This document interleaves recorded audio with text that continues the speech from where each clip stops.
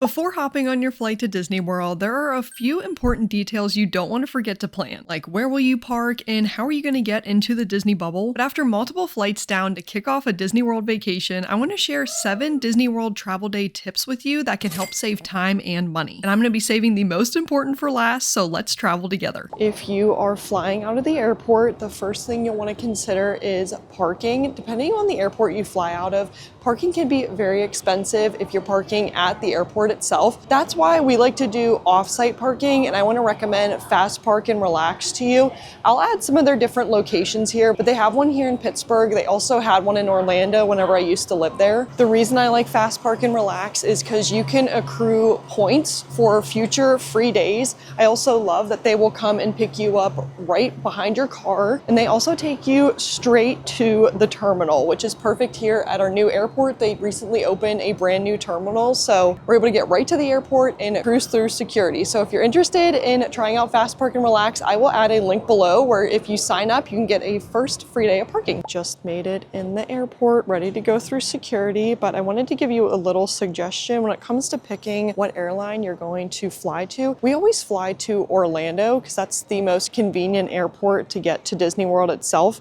And from Pittsburgh, we usually fly Spirit Airlines or Southwest Airlines because they are direct. My biggest tip to you, if you can go direct to Orlando, it's very convenient. Definitely helps with avoiding any delays or cancellations. But let me know which airline you usually fly in the comments. When you're flying in terms of luggage, we usually just use a personal item since we fly on Spirit, but of course you can bring a carry-on, and then if you decide to check a bag, it's nice that you can bring extra items. Before deciding on the luggage you are going to pack, make sure you check your airline's baggage restrictions to see if they have any extra fees on carry-ons or checked bags that can impact how you are going to pack for your vacation. If we are going for a multi-day trip, it is nice having a carry-on or a checked bag, so that way you have enough room for essentials, clothing, and also don't forget to save space whenever you're coming home in case you decide to purchase souvenirs. You don't want to forget space for that. Checking baggage can take some time, so make sure you're budgeting time for this before going through security, since there can be lines depending on the time you're traveling. Now it's time to head through security. I'm not going to film it going through now, but in case you've never been through airport security before, I will add a little clip here of when we came to the open house day of our new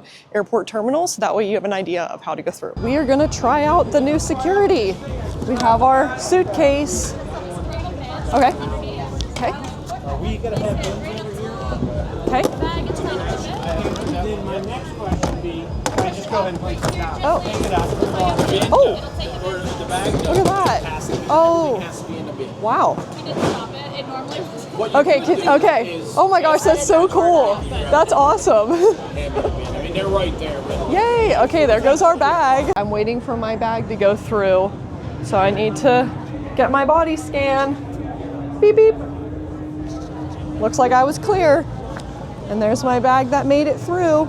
Looks like they just have it stopped, but I think usually it would come down if it's clear, and then on the other side if it needs more checking. Then when it comes down here, the bins go in here and are shot down the other way that the other passengers can pick them up. We are now through security. I love packing my own snacks, so I have a lot of things to eat while on the plane. It's super early here too anyhow, but my sisters always like going to Chick-fil-A before we get onto the flight. So they're gonna grab some Chick-fil-A, but you could always grab a snack, grab a drink before you get on your flight. That way you can be comfortable on your way to Disney World. While I'm waiting for my sisters, I thought I would tell you about some other essentials that I pack on my Disney flights, along with the snacks that I'll bring. I usually bring a little fanny pack size bag that I have just in the top of my bag, so I have all of my essentials in one place. This is where my wallet, my keys, my phone, and another essential, noise canceling headphones. Since you're flying to Disney World, there's most likely going to be kids and families. It gets loud and you want to be comfortable. Highly recommend having some noise canceling headphones so you can listen to music, a podcast, movies, TV, and you're comfortable on your way to the parks. Going along with travel day essentials, let's talk about your travel outfit. So anytime that I fly to Disney World, I usually go from a cooler climate down to Florida, which is warmer. I always pack layers whenever I am flying flying, I don't ever wear a winter jacket, but I usually wear multiple layers depending on the time of year. So when I was flying this time, it was in the winter season, so I made sure I had a long sleeve shirt, a sweatshirt, and then a fleece jacket to go over top of it. But to help save space when you're packing, wear your bulkier items on the plane. I always like wearing the bulkiest shoes, typically wearing a pair of sweatpants or leggings to be comfortable during the flight. And you'll want to have those layers because you also don't know what the temperature of the airplane will be. So to make sure that you're staying warm enough, make sure you at least have a jacket, and then you can also wear it down in the parks if it gets cooler in the mornings or the evenings. We have made it to our gate ready to board, but I wanted to show you two apps that you should have downloaded on your phone before you get to Orlando. There are a couple of different ways that you can get to Disney property. Sometimes people will rent cars, and personally, we've never rented a car. We've either done Uber or Lyft. In my experience, Uber is cheaper, but it just depends on the time of day. So that's why I like having both downloaded, so I can check both of them based on prices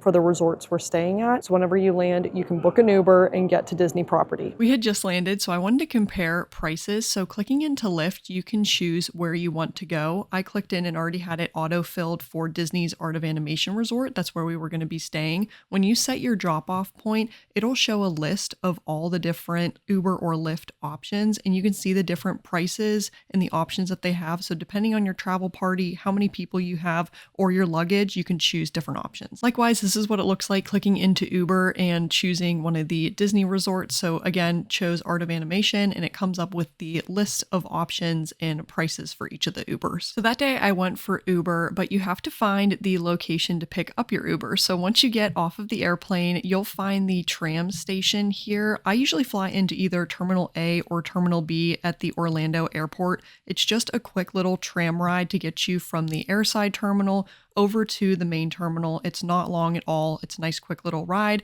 You can sit down, see the beautiful Florida weather as you are strolling along. Then once you get to the landside terminal, you're going to walk through a security checkpoint, and that's going to get you into the main atrium area of the terminal that you're in. You're going to want to turn to either the right or the left and locate the ground transportation in the baggage claim area. You just go down these escalators. This is also, like I said, where baggage claim is. So if you checked your luggage, this is where you're going to go to pick it up. Then go outside and follow signs to rideshare. This is when I book my Uber or my Lyft, and you can also track where your driver is going to be at. It is not a bad drive getting to the Disney bubble. It's about a 20 to 30 minute drive depending on traffic and what's going on with the weather. But once you enter the Disney bubble, you will start seeing all the Disney details, and the driver will take you to whatever Disney resort you are staying at, or if you're staying off property, you can put whatever hotel or resort you are staying at. I've never personally tried a private shuttle or one of the Mears transportation options. Those are also things that you can look into. So depending on your travel party, that might be something that suits you more, but I always love the flexibility of having an Uber or Lyft and not having to feel like there is a scheduled time that you have to be in a certain place. The hard part's over. You successfully traveled your way down to Disney World, but if you're looking for a free and easy activity to do during your travel day at Disney World, I want to share 5 different Disney resort hopping options that you can take advantage of that are perfect for an off day or travel day to Disney World. And you can check out this video right here. Thanks so much for watching. Have a great travel day, and we'll see you in the next video. See you guys.